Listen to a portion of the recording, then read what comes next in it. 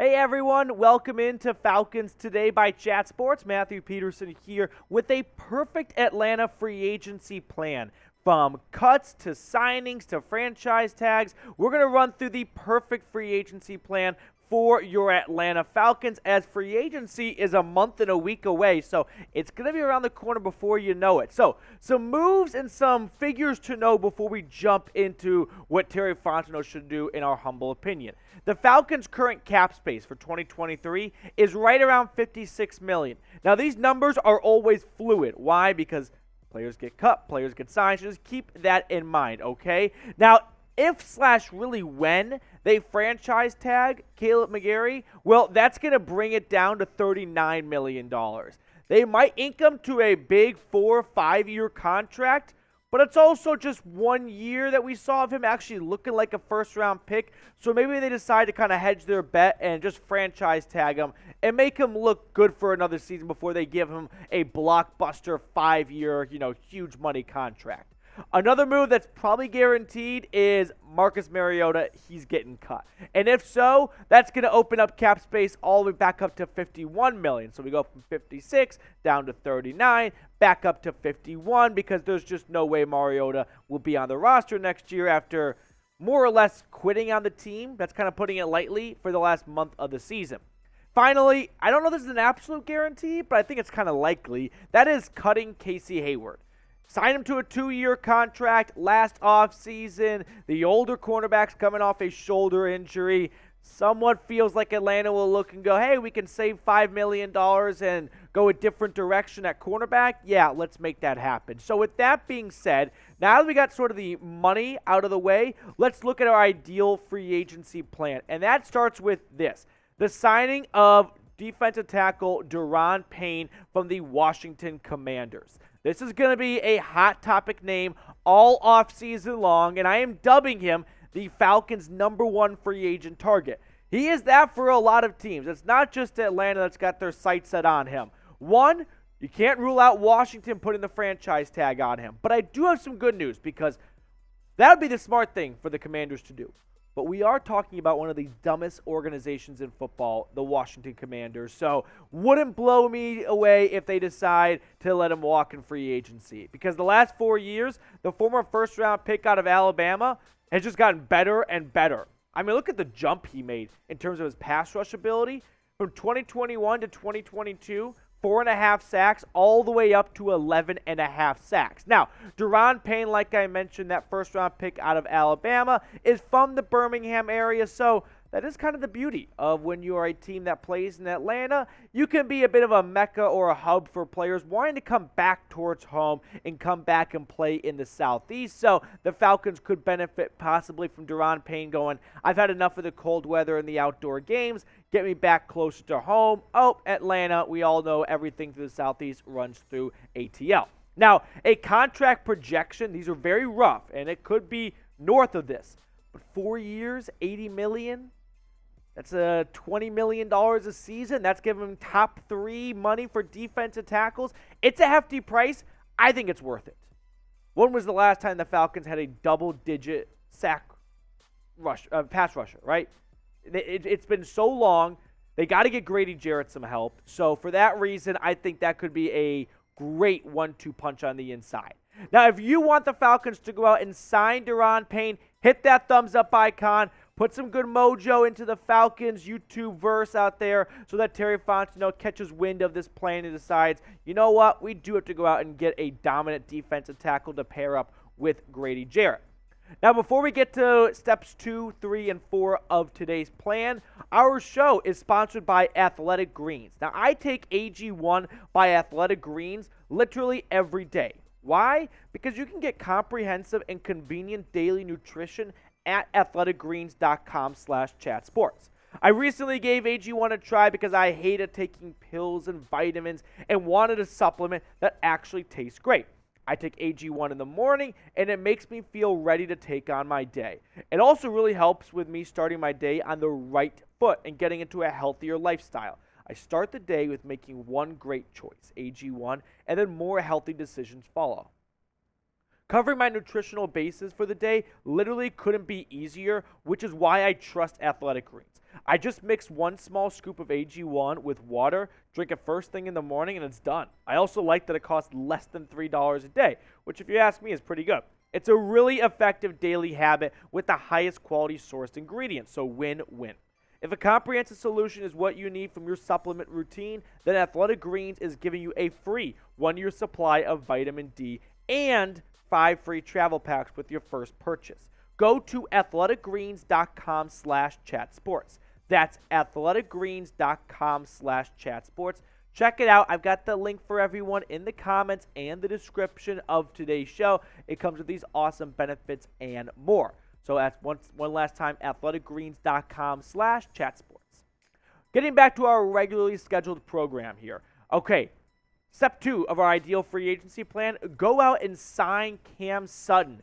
The former Tennessee Volunteer has sort of been in the shadows of the Pittsburgh Steelers defense since he got drafted by the Steel City, but he really broke out this year in a contract year, and he's going to get a decent amount of money in the open market. In 2022, 15 pass breakups and 3 interceptions. He went from a corner coming off the bench in case of an injury to being CB2 and at times playing like CB1 for the Pittsburgh Steelers. The Falcons have a lot of holes at corner, and if they end up cutting Hayward, Cam Sutton would pair nicely with A.J. Terrell, and that could be a great 1-2 combination at your outside corner position moving forward, okay? I think Cam Sutton is going to be a guy that a lot of teams are looking at this free agency market, which, let's be honest, doesn't have a ton of blockbuster names, but he could be an under-the-radar type of signing, all right? With that being said as well, look at the rest of the cornerback and depth chart room here.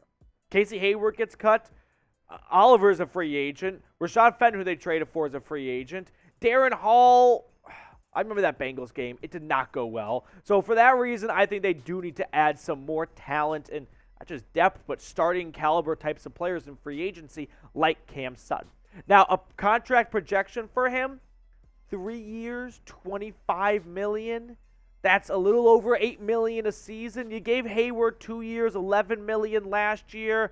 Sutton's younger and, in my opinion, a little bit better. So for that reason, I think that's decently priced for him.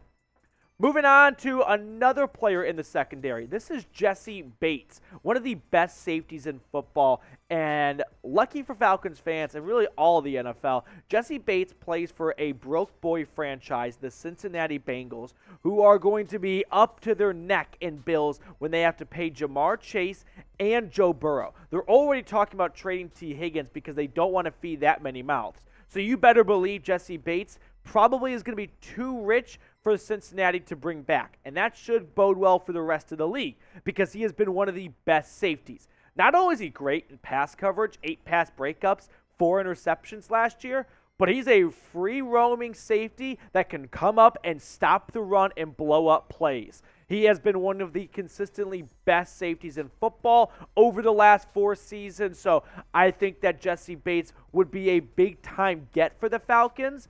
Now, what he goes for, that's what everyone's wondering right now. I don't know if anyone's got a good inclination for it. 5 years, $75 million. I think that's probably too low.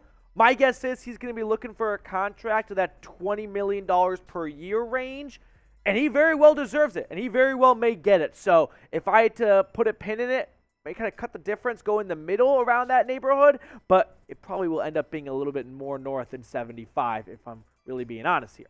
So be the GM. Do you want the Falcons to go out and sign Jessie Bates? Let me know with a sign or pass down in the comments section below. He has been linked to the Falcons all offseason long as a hot topic and #1 free agent target. It'll be a big get for Fontenot in this defense to get him down to ATL.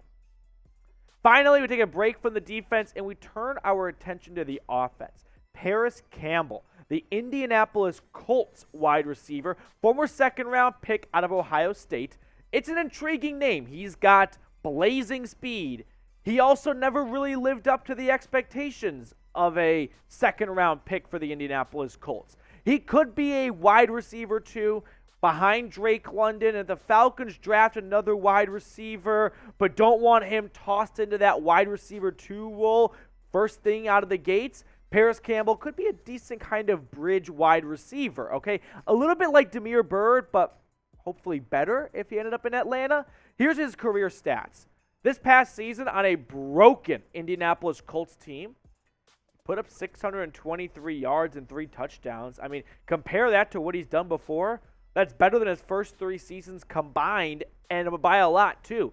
And like I mentioned, the Falcons wide receiver room, we've seen this before, is going to be a little vacant if they don't bring back some of these guys. So Parris Campbell could be an acquisition that Fontenot makes to also add a little, like, guac and queso, right? Drake London's a great possession receiver.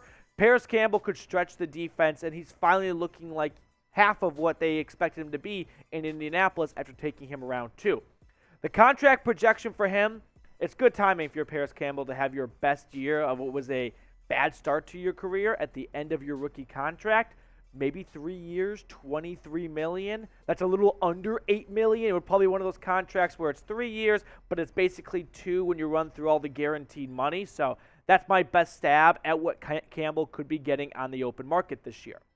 Now, we are going to be your hub, your mecca, your center, your grand central station for all things Falcons free agency related, which is why you got to be subscribed. So if you haven't already, hit that sub button and join the best Falcons YouTube channel out there.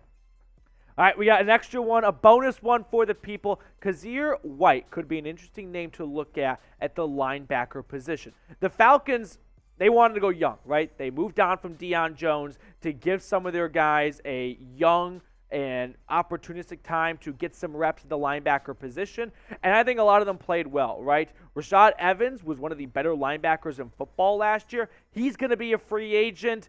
Maybe they decide to go with Troy Anderson and Mykal Walker and then add on Kyzir White, who you get the chance to watch this Sunday in the Super Bowl, because they want to, not completely turn it over to the young bucks, but do have some veteran and depth and overall talent at that linebacker spot. In 2022, White popped off 110 tackles, 3 for loss, 1.5 sacks, 7 pass breakups. So, you know what? Scratch what I said from the record a moment ago. This is not a depth signing, right? This would be close to a starting caliber player move right here. He's not one of the more notable off-ball linebackers in football, but he busted out this. That sounded weird. He was great for the Eagles this year, and that could fetch him a decent amount of coin in free agency. 2 years, $8 million. You never know, because this free agent market isn't all that great this year. It's a bit of a bummer for the Falcons to have $50+ million to spend, and there's guys to spend it on, but there's no dudes to spend it on. You know what I mean? So to recap here, our free agency plan: Daron Payne, Cam Sutton, Jessie Bates, Parris Campbell, and Kyzir White, a bonus one for the people. Those would be 5 ideal acquisitions for Atlanta, or at least a combination of some of them. I don't know if you can afford to get all 5, but if you can get 3 or 4 of them, you're going to be sitting pretty here.